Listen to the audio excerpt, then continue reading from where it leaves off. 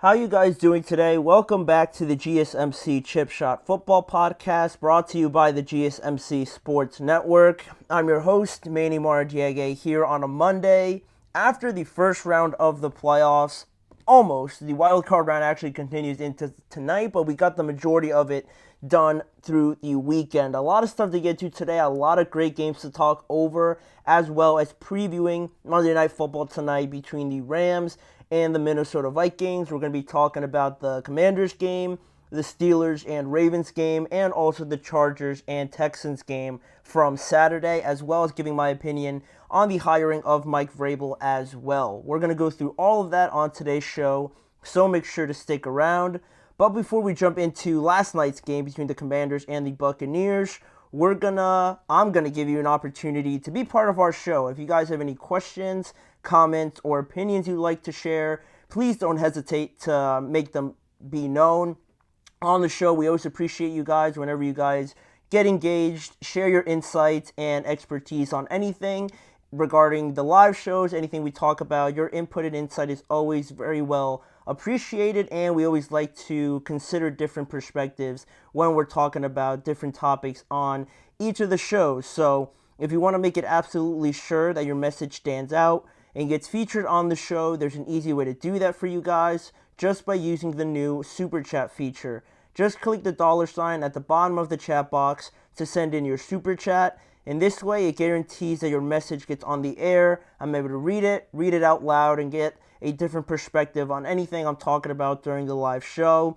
And we always rely on your support to keep bringing you the content you love, and we always appreciate it whenever you guys are able to do that. So go ahead and let us know what you're thinking.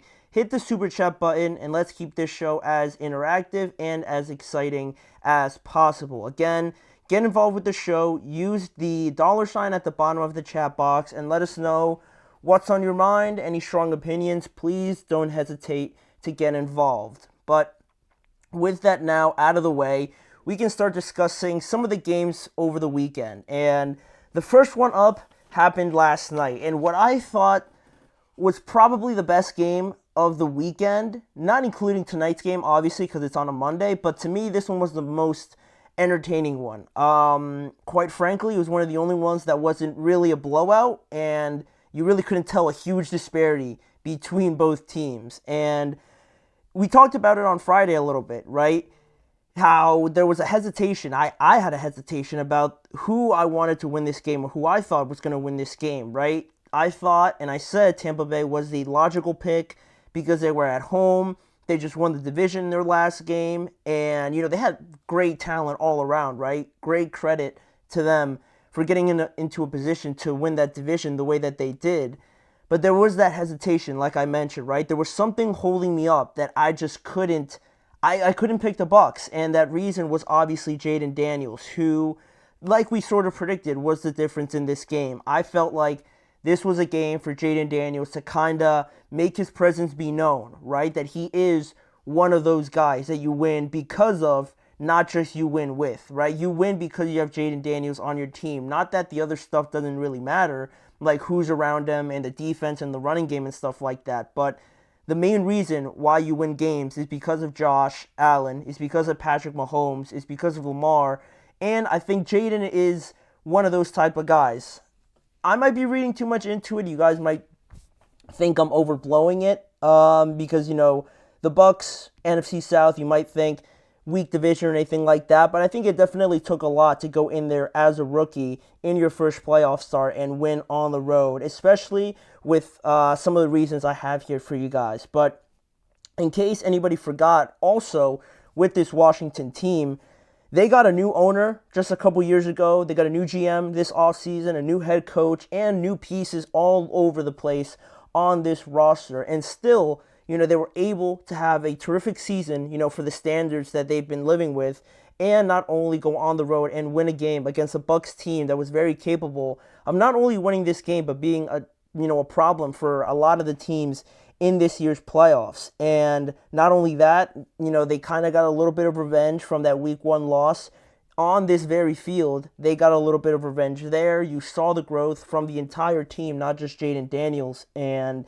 they got the last laugh ultimately, and this was Washington's first playoff win in nearly 7,000 days. It was the last time they won a game, ironically, was in 2006 against Tampa Bay. That was their last playoff win for the Commanders. And, Jayden Daniels also becomes the third rookie quarterback in the last 3 years to win a playoff game, and also becomes the fourth rookie quarterback to win a road playoff game as well, joining Joe Flacco, Mark Sanchez, and the last one to do it, also ironically, was Russell Wilson against Robert Griffin III in Russell Wilson's rookie year. So while Tampa Bay played a decent enough game, to win, if it wasn't for some costly moments, right? That's what made the picks so difficult, right? Because this Bucs team, to their credit, it's not like they were just any lucky team to just get in. The division is one thing, but I think they definitely showed a lot over the last few weeks to win the majority of their games. Baker Mayfield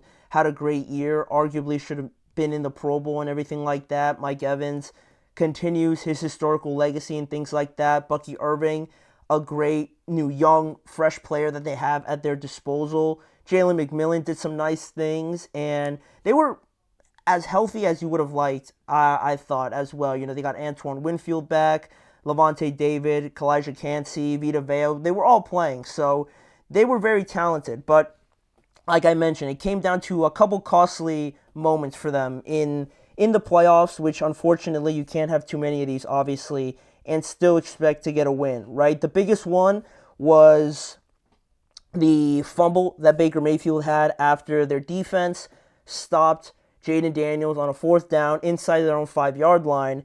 They take that, and on the other side of things, Baker gets the ball back, and unfortunately, they have that fumble with Jalen McMillan, and they give the ball right back to the Commanders. And not only that, right after that, the Commanders take the ball pretty much in the red zone already, and they convert on a fourth down, they score a touchdown, and that completely flips the game, because on that moment that Baker got the ball back, right, when the Bucs defense stopped the Commanders, it was a 13-17 game, and at that point, right, the Buccaneers had a real opportunity, maybe not to score a touchdown necessarily, but they had at least an opportunity to burn some more clock and at least put up 3 points, right? But that fumble completely turns the momentum on its head, and now, instead of having this great opportunity where you can kind of dwindle the game down, you gave the ball away, and instead now you're losing 20-17, and now you have to go down the field and try to get a game-tying field goal, which they did,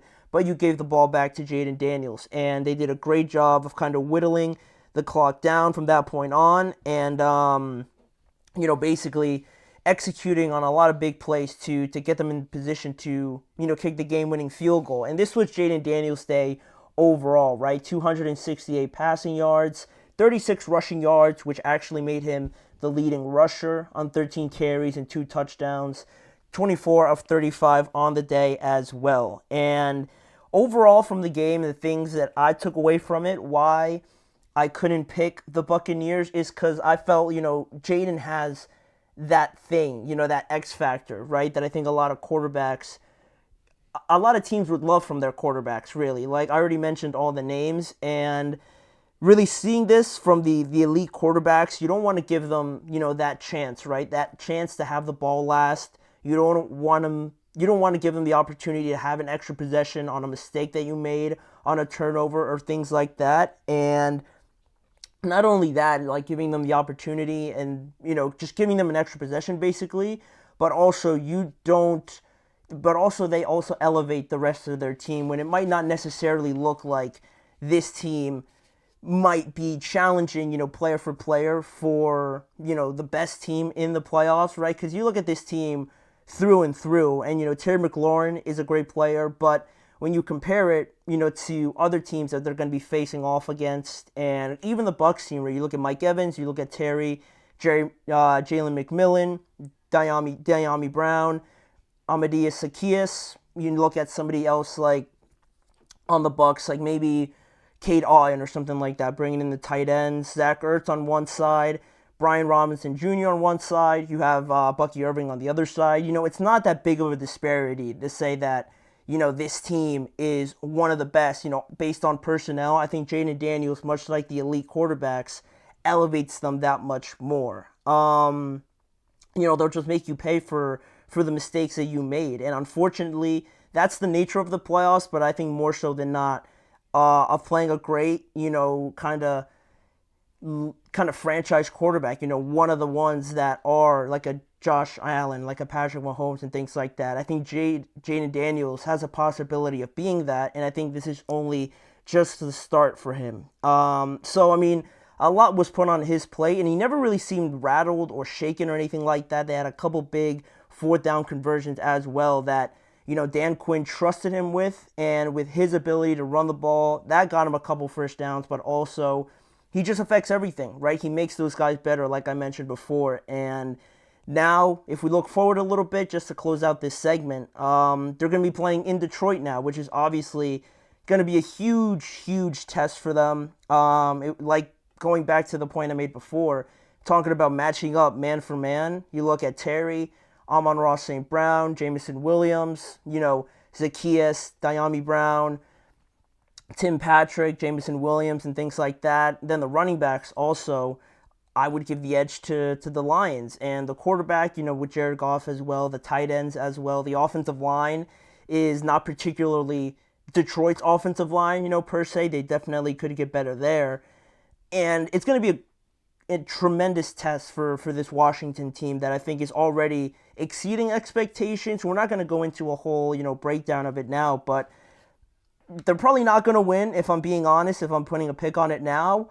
But if it's close, if there's any moment where you're kind of thinking like the Commanders are still in this game, I wouldn't be surprised. But, that's still until next weekend. But Jayden Daniels has certainly already made an impact tremendously on this team throughout the great regular season that he had. And I think this win certainly, for anybody that was doubting, his ability in the Commanders as an overall team, I think a lot of that has been put to rest after a game like that, right?